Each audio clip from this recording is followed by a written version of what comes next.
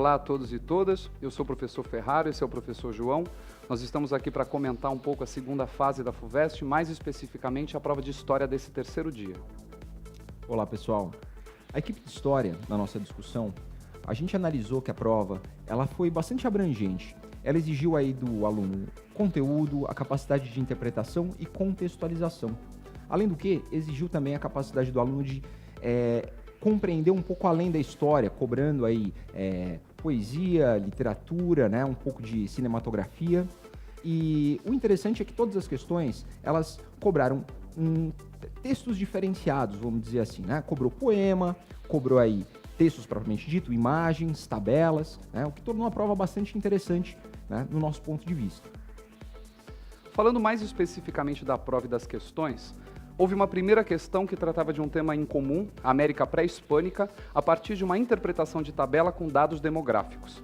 Cabia ao estudante compreender tanto as semelhanças quanto as diferenças entre as civilizações que surgiram na Mesoamérica e nos Andes, mais especificamente o Império Azteca e o Império Inca.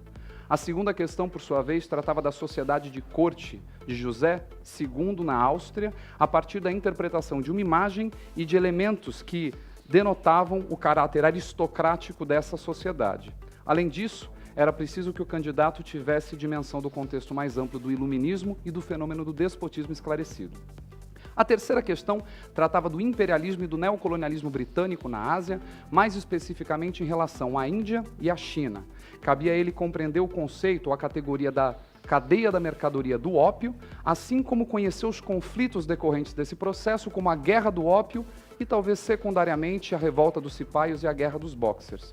A quarta questão tratava da migração nordestina e exigia ao candidato o repertório em literatura e cinematografia. Cabia a ele ainda compreender diferentes períodos e ciclos migratórios, especialmente em relação à borracha no século XIX e à industrialização no século XX.